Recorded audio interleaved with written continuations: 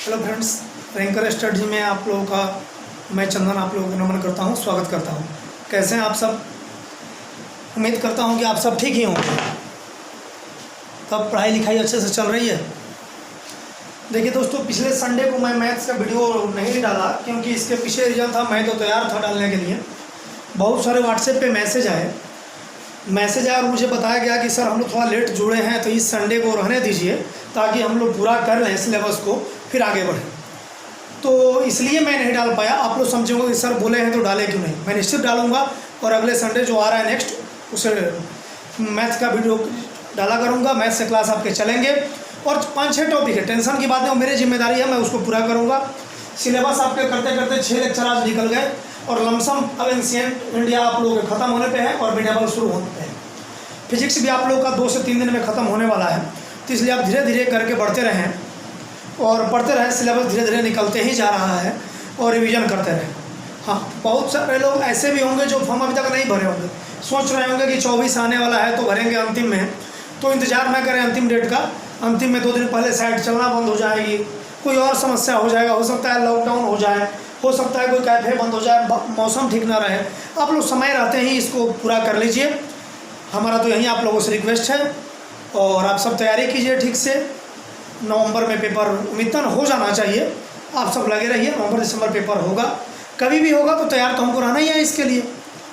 तो पढ़ते रहिए और तैयार धीरे धीरे होते रहिए। अपना सिलेबस आगे की तरफ बढ़ ही रहा। 20 लेक्चर हैं ही, 6 आज निकल ही गया। 4 के बाद तो हम लोग आधे सिलेबस को ख़त्म कर लेंगे, तो समय के साथ सब कुछ ख़त्म होगा। अब चलिए हम लोग पढ़ते हैं। और दोस्तों, अगर वीडियो अच्छा लगे तो इसको लाइक, सब्सक्राइब एंड शेयर ज़रूर करें और दोस्तों में ज़रूर शेयर करें, दोस्तों को भी इससे जोड़ें, सिलेबस पूरा हो। और सब्सक्राइब कीजिए ताकि हम भी जानें कि हाँ, हमारे वीडियो कितने लोग देख रहा है और इससे जुड़कर उसका फ़ायदा उठाइए। कुछ त्रुटियाँ हो तो उसको बताइए, जिसको सुधार किया जाएगा। ठीक है दोस्तों, चलिए। हाँ, और कुछ लोग अगर बीपीएससी से होंगे तो बीपीएससी का मेंस का डेट 65वीं का आ गया, जो कि 13, 15 और 16 समथिंग है, मतलब 13 से 16 के बीच में है, 12 से। तो बीपीएससी 65वीं मेंस का डेट भी अब आ गया। इसके मतलब कि एग्ज़ाम अब होने ही वाले हैं सब। पिछले एसआई जो दरोगा का था उसका मेंस भी है 11 अक्टूबर को, और 12 से बीपीएससी 65वीं का मेंस भी आ गया। चलिए ठीक। उस दिन जैन धर्म और बौद्ध धर्म दिया गया था आप लोगों को पढ़ने के लिए एंशिएंट इंडिया में, जो कि वेरी वेरी वेरी इंपॉर्टेंट है। हर साल सवाल इससे आता ही है, इसको आप लोग ध्यान से पढ़िएगा मेरे भाई। जैन धर्म और बौद्ध धर्म पढ़ते समय एक एक लाइन और एक एक बिंदु पे ध्यान देना है। हो सकता है कि दोनों से, जैन धर्म और बौद्ध धर्म दोनों से एक सवाल पूछ लिए जाएँ। दोनों से तो एक से तो पूछे ही जाएंगे कन्फर्म। आपका एक सवाल एकदम पेपर में आउट है, कोई भी एग्जाम हो। चलिए, सवाल है कि जैन धर्म का संस्थापक कौन है और प्रथम तीर्थंकर भी कौन है, बताइए। इस आप लोग वीडियो पॉज कर लीजिएगा, ईमानदारी बरतिएगा जरूर। ऋषभदेव है जैन धर्म के वही संस्थापक माने जाते हैं और वही तीर्थंकर। महावीर कितने नंबर के तीर्थंकर हैं? 24वें नंबर के। सबसे अंतिम महावीर को ही माना जाता है। और 23वें नंबर कौन है? परसोना। जो याद कर लीजिएगा, पूछ लिए जाते हैं, तो इसलिए संस्थापक कौन है और प्रथम तीर्थंकर कौन है? तो ऋषभदेव। चलिए ठीक। दूसरे नंबर में बंगाल का विभाजन कब हुआ, किसके कारण हुआ? तो बंगाल का विभाजन 1905 में लॉर्ड कर्जन के कारण हुआ। कर्जन ने इसके विभाजन किया।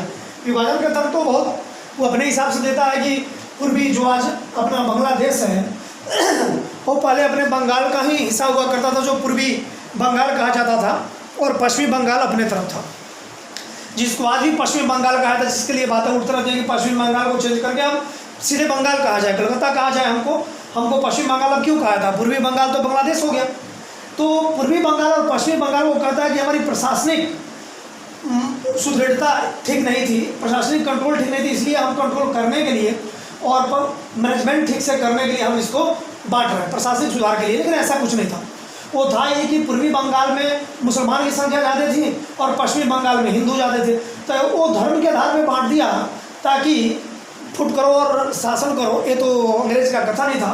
तो पूर्वी बंगाल मुसलमान जो बांग्लादेश में है, और पश्चिमी बंगाल जो कोलकाता अपना ममता दीदी जहाँ की सीएम है, वेस्ट बंगाल जो पश्चिमी बंगाल हम लोग आज भी कहते हैं पश्चिम बंगाल, तो वहीं पूर्वी और पश्चिमी बंगाल था, जो 1905 ईस्वी में बांग्लादेश हमसे अलग हुआ था पूर्वी बंगाल के रूप में, और कर्जन ने किया था इसको, लॉर्ड कर्जन ने इसको किया था 1905 में।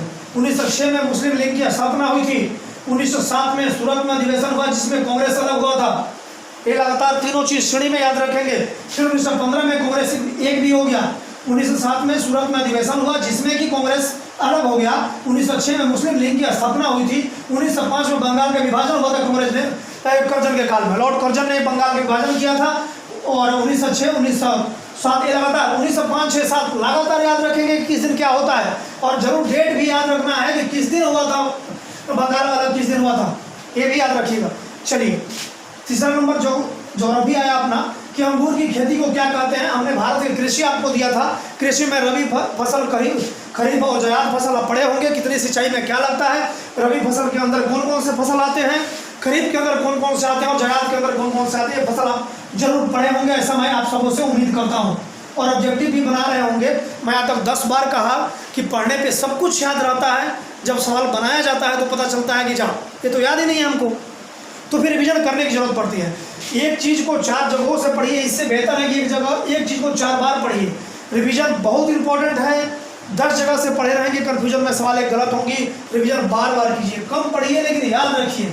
जब 60% ही कट ऑफ जा रहा है तो जरूरत क्या है 95% जो पढ़ने का। हाँ समय मिले तो पूरे पढ़ लीजिए, मैं ये नहीं कह रहा हूँ नहीं पढ़िए, रिवीजन जरूर कीजिए। चलिए अंगूर की खेती को क्या कहते हैं बताएं आप सब, क्या कहते हैं? विटीकल्चर कहते हैं, विटीकल्चर। अंगूर की खेती क्या कहते हैं? विटीकल्चर। ये आप देख लीजिए, उसमें कल्चर बहुत सारे हैं। हरित क्रांति अपने यहाँ क्यों नहीं सफल हुई, पंजाब में ही क्यों हुई, ये सब पढ़े होंगे आप लोग। हरित क्रांति में कौन से फसल आए थे, श्वेत क्रांति में क्या थे, लाल क्रांति, पीली क्रांति, पढ़े होंगे आप। चलिए 4 नंबर, किसी भी अर्थव्यवस्था में डैश के द्वारा बेरोजगारी और मुद्रास्फीति की व्युत्क्रमणपाती संबंध को दर्शाया जाता है।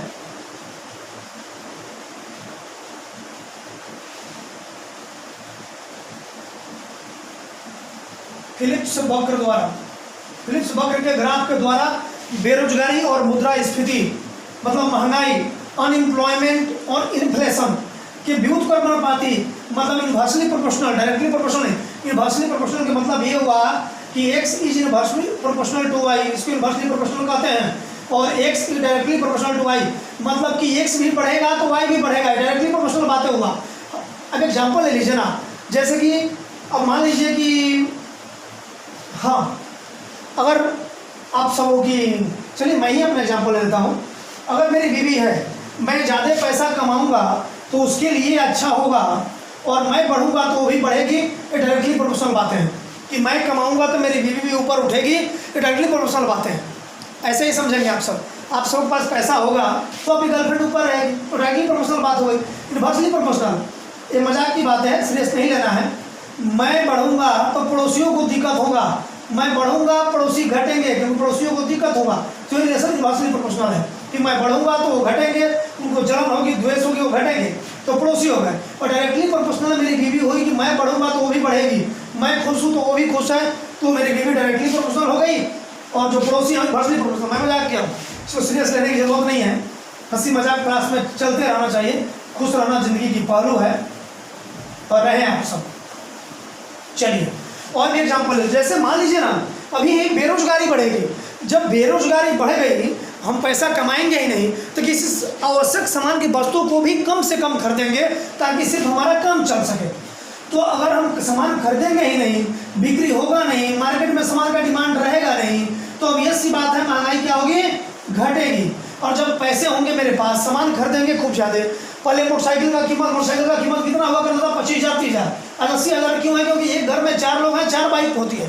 पहले के ज़माने में एक गांव में हम लोग जब बच्चा हुआ करते थे, आप लोग तो नए होंगे, 85, 80, 90 के दशक में आप जब जाएंगे तो उस समय के ज़माने में एक घर में क्या कहते हैं, पूरे गांव में 1-2 को बाइक हुआ करता था, और बाइक कभी कभी दिख जाया करता था। आजकल तो लमसम कार सबके घर हो गए हैं, बाइक तो एक फैमिली में अगर 4 मेंबर है तो 4 हो गए हैं। तो अगर डिमांड सप्लाई की बात है, डिमांड बढ़ेगी तो इन्फ्लेशन भी बढ़ेगा, डिमांड घटेगी इन्फ्लेशन भी घटेगा। तो इसलिए अगर बेरोजगारी बढ़ेगी, पैसा नहीं होगा, कोई सामान नहीं खरीदेगा, तो महंगाई ऑब्वियस सी बात है कि डिक्रीज करेगी, डिफ्लेशन होगा, इन्फ्लेशन नहीं होगा। हाँ, unemployment directly proportional to deflation कहते हैं उसको। और जब एम्प्लॉयमेंट होगा तो डायरेक्टली प्रोपोर्शनल टू इन्फ्लेशन। जब मांग बढ़ेगी, लोग कमाएंगे, पैसे खरीदेंगे तो महंगाई बढ़ेगी। जब बेरोजगारी होगी, लोग पैसे नहीं कमाएंगे, सामान नहीं खरीदेंगे तो अब बेचेंगे भैया किससे? तो साइकिल है ना। दूध वाला, गाय वाला चारा खरीद के लाया किसान से, वो दूध बेच दिया होटल्स में, फिर मिठाई खरीद के किसान लाया खाया। तो एक सर्कल है, एक सर्कल चलता है। तो उसी तरह से पैसे होंगे ही नहीं, कोई खरीदेगा नहीं, डिमांड घटेगी तो महंगाई ऑब्वियस सी बात है कि घटेगी। डायरेक्टली प्रोपोर्शनल बातें हैं, तो इसको ऐसे समझें। वो अपने बीवी वाले से याद रखेगी, मैं बढ़ूंगा तो बीवी भी बढ़ेगी, तो ये डायरेक्टली प्रोपोर्शनल बातें हुई। मैं बढ़ूंगा, पड़ोसी झूलेंगे, आप घटेंगे पड़ोसी, तो इसलिए इनवर्सली प्रोपोर्शनल बातें होगी। कोई छोटी सी भी बात होती है, पड़ोसी को मौका तो मिले, देखिए कितना लंबा करते हैं, ताकि आपको घटाने में उनको इंटरेस्ट है। चलिए, मजाक होते रहना चाहिए। चलिए ठीक है। संविधान पढ़ाया गया था, बहुत इंपॉर्टेंट टॉपिक था कि संविधान के कौन से भाग में क्या है, ये आपको पढ़ने के लिए मैं दिया था। तो संविधान के संशोधन, और बताइए संविधान के संशोधन भाग कितने में? संशोधन है भाग 20 में, आर्टिकल 368 के द्वारा 3 प्रकार के संशोधन होते हैं, साधारण बहुमत से, पूर्ण बहुमत से और पूर्ण बहुमत, और आधे स्टेट के से ज़्यादा की संख्या में तीन टाइप के संशोधन होते हैं। तीनों पढ़े होंगे आर्टिकल 368 के तहत। चलिए, आपातकाल कितने भाग में है? आपातकाल है भाग 18 में, 352, 356 और 359 3 आर्टिकल दिए जाते हैं। ये जरूर पढ़े होंगे कि आपातकाल के समय में कौन कौन से आर्टिकल छोड़ के बाकी सब निरस्त कर दिए जाते हैं। तो यही फंडामेंटल, आज जो पढ़ेंगे आप फंडामेंटल राइट्स, उसमें आपको ये मिलेगा मौलिक अधिकार 160 जब पढ़ेंगे, तो वहाँ मैं कल के बाद में डिस्कस करूँगा कि आपको इमरजेंसी के समय में कौन से ऐसे आर्टिकल रह जाते हैं, बाकी सब स्वतः निलंबित हो जाते हैं, जो राष्ट्रपति कर देते हैं। तो यह आर्टिकल 21 गरिमापूर्ण जीवन जीने का अधिकार, वहाँ मैं डिस्कस करूँगा ये बात। चलिए, आज तो फिलहाल आप पढ़े होंगे कि आपातकालीन भाग 18 में है आपातकाल, 352, 356 और 359 के तहत लगाया जाता है आपातकाल। चलिए, ध्वनि, साउंड, ध्वनि की चाल सबसे अधिक किसमें होता है भैया? ठोस में होता है भैया। सबसे अधिक चाल ध्वनि की ठोस में होता है भैया। लोहा में, आयरन में सबसे अधिक होता है ठोस में। द्रव में उससे कम होता है भैया, बीच में मध्यम होता है, द्रव में उससे कम होता है। सबसे कम गैस में चाल होता है ध्वनि का, गैस में सबसे कम चाल होता है भैया। ये ध्यान रखेंगे मेरे भाई बिल्कुल ध्यान रखेंगे। सवाल पूछा जाएगा कि ध्वनि की चाल सबसे अधिक किसमें पाई जाती है, तो ठोस में मेरे भाई, और सबसे कम किसमें, तो गैस में मेरे भाई। ये ध्यान रखेंगे मेरे भाई। चलिए, कार्बन धातु है या अधातु है? धातु मतलब मेटल और धातु मतलब नॉन मेटल। जो इंग्लिश समझते होंगे ऐसे समझ लेंगे। कार्बन इज मेटल और नॉन मेटल, विच कंपाउंड? तो कार्बन एक अधातु है। चलिए मेरे भाई, मैं उम्मीद करता हूँ कि मेरे भाई आप सब समझे होंगे। आप स्क्रीनशॉट लेना चाहेंगे तो एक बार ले लीजिए। वैसे मैं बोला भी हूँ, अगर क्लियर बोर्ड पे ना दिखे, समझ में कुछ ना लिखा हो, तो उसको रोक करके आवाज़ सुन लीजिए, मैं बोलता भी हूँ। ठीक है मेरे भाई, स्क्रीनशॉट लीजिए इसका। ठीक है, चलिए, पढ़ते रहना है, लगे रहना है, थोड़ा भी चिंता की बात नहीं है, सिलेक्शन तो हो ही जाएगी। कभी भी घबराना नहीं है, लगे रहना है और चलते रहना है। थोड़ा भी अपने अंदर मोटिवेशन को डाउन नहीं होने देना है। ऐसे ही मैं साहित्य के विद्यार्थी हूँ, इसके कारण होने के नाते एक मुझे शेर याद आ गया कि दरिया तेरा बूंद भर एहसान नहीं है हम पे, ये दरिया तेरा बूंद भर एहसान नहीं है हम पे, हमने जब भी पानी पिया है तो पहाड़ों का सीना चीर कर पिया है। इसलिए करते रहिए मेहनत, लगे रहिए, मेहनत तो रंग लाएगी, ना कि सवाल नहीं, याद रखिए। चलिए, आज नोट कीजिए, पहला टॉपिक मैंने लिया जनवरी या करंट अफेयर से। आज खेल पढ़ना है, बहुत इंपॉर्टेंट है, खेल से सवाल पूछ लिए जाते हैं। और जो लोग डेट से पढ़ रहे होंगे वो 25 से लेकर 31 तक पढ़ेंगे। चलिए, जनवरी करंट अफेयर, खेल पढ़ना है, स्पोर्ट्स इंग्लिश वाले समझ लीजिए भाई। मैं लिख दिया करूँगा, अगली बार से इंग्लिश में लिखा करूँगा। I have no any problem, I am comfortable in both language, English and Hindi. I speak English and Hindi, I have no any problem. But maximum students are belongs to Bihar and which is Hindi medium, so I speak in Hindi, otherwise no problem at all. I take class in English medium. What is the problem of that? Sports पढ़ लीजिएगा, page number 25 to 31। चलिए, ancient India, 1 से 2 दिन में प्राचीन भारत अपना खत्म होने वाला है। आप सब खुश रहिए, मस्त रहिए। पढ़ना है शैव धर्म, वैष्णव धर्म, इस्लाम धर्म। अब पढ़ेंगे कैसे भाई? इसमें ये पढ़िएगा शैव धर्म कौन किसे कहते हैं, कौन लोग शैव धर्म थे। शैव धर्म शिव के पुजारी थे, मैं ऐसे बोल देता हूँ। एक कृष्ण, इसको वैष्णव धर्म को कृष्ण के अनुयायी माने जाते, कृष्ण इसके प्रचारक थे, इसको उत्पन्न किए। इसलिए शैव धर्म वैष्णव धर्म में कौन कौन थे, किसे कहते हैं, किस पूजा को मानते थे ये लोग। शिव धर्म वाले क्या था, शिव के कितने नाम हुआ करते थे, उनकी पत्नी क्या नाम थी, क्या धर्म थे, क्या उपासक थे, ये सब चीज़ ध्यान रखें। क्या उपासक थे, क्या धर्म था, क्या नाम था, उनके पत्नी क्या नाम था, उनके क्या क्या नाम थे। शैव धर्म में और शिव के पूरे पुजारी थे। वैष्णव धर्म की क्षेत्र के लोग पाए जाते थे, और कौन कौन से थे, क्या थे, ये पढ़िएगा। इस्लाम धर्म पढ़िएगा, इसके संस्थापक कौन था, उसका जन्म कब हुआ था, ये पढ़िएगा। शिया किसे कहते हैं, सुन्नी किसे कहते हैं। अपने पढ़ता है शिया और सुन्नी दो टाइप के मुसलमान पाए जाते हैं। Maximum Muslims are converted in India, 95% Muslim are converted in India. जो सब लोग पहले के समय में हिंदू हुआ करते थे वो कन्वर्ट होकर मुसलमान बने हैं अपने भारत में। जितने मुसलमान 95% Muslims are converted in India. So इसलिए आप उसको थोड़ा ध्यान से पढ़ेंगे कि कौन संस्थापक थे, क्या उनका धर्म था, क्या वो लोग मानते हैं, कौन कौन थे, उसका क्या बोलते हैं आप, उनका कुरान क्या है, कैसे मानते हैं, कुरान का उत्पत्ति को कैसे मानते हैं, शिया सुन्नी का बंटवारा कैसे होता है, ये सब चीज़ थोड़ा ध्यान से पढ़ेंगे आप लोग। मदीना से ये सब पढ़ लेंगे आप लोग ठीक से। चलिए पेज नंबर 8 और 9, पेज नंबर 8 और 9। चलिए थर्ड चैप्टर मॉडर्न इंडिया का अंग्रेजी शासन के विरुद्ध महत्वपूर्ण विद्रोह, पेज नंबर 44 में वेरी वेरी वेरी इंपॉर्टेंट लगाइए। 44 45 विद्रोह जो हुए थे, और विद्रोह का मेन कारण यही होता था ना कि लोगों को जो समस्याएं होती थी, लोग आपकी बात से ये नहीं थे। जिस तरह हमारे यही चंपारण में, मैं एक्चुअली मोतिहारी का रहने वाला हूँ, बिहार में एक जगह है मोतिहारी, पूर्वी चंपारण का रहने वाला हूँ मैं। तो चंपारण में गांधी जी जब गए तो वहाँ तिनकठिया आंदोलन हुआ। तो क्यों हुआ तिनकठिया आंदोलन, क्या होता है? 1917 में गांधी जी प्रथम सत्याग्रह हमारे यहाँ किए चंपारण में। 1917 ईस्वी में चंपारण में तिनकठिया नील विद्रोह जिसको कहते हैं, नील विद्रोह, तिनकठिया आंदोलन, सॉरी नील की खेती के लिए तिनकठिया आंदोलन क्या था? 1 बीघा खेती में 3 कट्ठा नील को बच करना, ये बहुत ही इंपॉर्टेंट था। मतलब प्रतिबद्ध था, आपके ऊपर करना ही था। और उसमें लगान ज़्यादा लगते थे और किसान को लॉस होते थे। और जो अच्छी खेती थी उसमें से 3 कट्ठा आपको नील रोपना था, जिससे किसान परेशान थे। तो राजकुमार शुक्ला लखनऊ में आए, और लखनऊ में आए तो गांधी जी को इन्वाइट किए। उसी समय राजकुमार शुक्ला गांधी जी को इन्वाइट किया और गांधी जी चंपारण गए, वहाँ के सर्वेक्षण किए और देखे। और इसलिए पूछा गया था सवाल में 4 बोल दिया इस बीच में कि चंपारण सत्याग्रह कब हुआ। तो 1917 में गांधी जी पहला सत्याग्रह कब किए? चंपारण में किए। गांधी जी को चंपारण में कौन बुलाया? राजकुमार शुक्ला ने बुलाया। और नीलकंठ तिनकठिया आंदोलन कहाँ हुआ था? चंपारण में हुआ। तिनकठिया आंदोलन किसे कहते हैं? तो 3/20। उसके बाद 3/20 हो गया। जब 3 कट्ठा खेत में रोकना था, 1 बीघा खेती में नील की खेती करनी थी, जिससे कि किसान परेशान थे।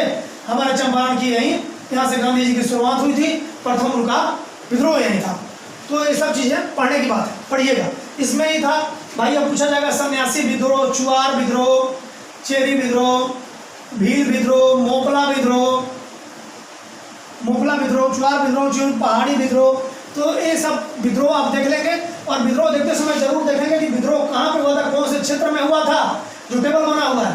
क्षेत्र के बाद देख लेंगे यहाँ पे उसमें उसके नेतृत्व करने वाले कौन थे। ये बात ठीक है भाई, विद्रोह तो हुआ, इस क्षेत्र में हो गया, ये भी आपका बात मैं मान लिया सर, ठीक है। लेकिन इसका नेतृत्व कौन किया, ये भी तो देखेंगे आप। और उसके बाद हम में देख लेंगे सन, कौन से सन में हुआ था, ये जरूर देखेंगे। सवाल पूछा ही जाता है कि कौन से सन में हुआ था। मैं मजाक करने के लिए डर नहीं लिखता हूँ यहाँ पे। ये देखिएगा, जब विद्रोह तो हुआ, विद्रोह कौन से क्षेत्र में हुआ, कौन उसके नेतृत्व करता थे, और किस समय में हुआ। एक पढ़ते समय पढ़ना तो सभी है, याद सभी करने हैं। 25 से 26 है। लुसेंट में मैं रिमेंबर नहीं कर पा रहा हूँ, 25-26 होंगे, मुझे तो 50 याद हैं। आप भी जब पढ़ेंगे तो याद है, वो बहुत तीर स्मार्ट खाने वाली बातें नहीं है, वो 2 किताब पढ़ लेने की बात है। मैं आप लोग बराबर ही हूँ। हाँ, ये किताब अधिक पढ़ लिया और कुछ नहीं जानता, बिल्कुल नहीं, आप सबका फ्रेंड हो। तो जब आप पढ़ेंगे तो ये जरूर ध्यान देंगे पढ़ने का तरीका। जिस तरह बिहार के एग्जाम देने आप जब जा रहे हैं तो जरूर ध्यान देंगे कौन से विद्रोह बिहार में हुए थे, उसमें थोड़ा ज़्यादा ध्यान देंगे, ठीक है जी। कि कौन से विद्रोह बिहार में हुए थे उसमें ध्यान थोड़ा ज़्यादा दे लेंगे। और दूसरा नंबर, जो साउथ इंडिया में हुए होंगे उस पर भी ध्यान देंगे, और जो 7 सिस्टर में हुए होंगे उस पर भी ध्यान देंगे। एक दिन पूछा ही जाएगा। अब अपने बिहार में ये नहीं कि सिर्फ बिहार, अगर झारखंड में मिलता है तो झारखंड को भी नहीं छोड़ना है। बिहार, झारखंड और बंगाल पूछने वाले की नज़र में माना जाता है कि तीनों एक जैसा है, इसलिए तीनों का भी एक हुआ करता था। उड़ीसा भी एक था, हालांकि वो मान लेते हैं नहीं, क्योंकि बिहार और झारखंड से तो लोग पूछते ही हैं, तो बिहार झारखंड पर ज़्यादा ध्यान देंगे, साउथ इंडिया पर ज़्यादा ध्यान देंगे। और सेवन सिस्टर में मोपला विद्रोह हालांकि साउथ इंडिया में ही हुआ था, मैं इसलिए नाम लिखा हूँ जानबूझकर, क्या आप सब ध्यान देंगे वहाँ। चलिए, आप सब बोर तो नहीं है ना कि सर लगातार बोले जा रहे हैं, बोर नहीं हुई है?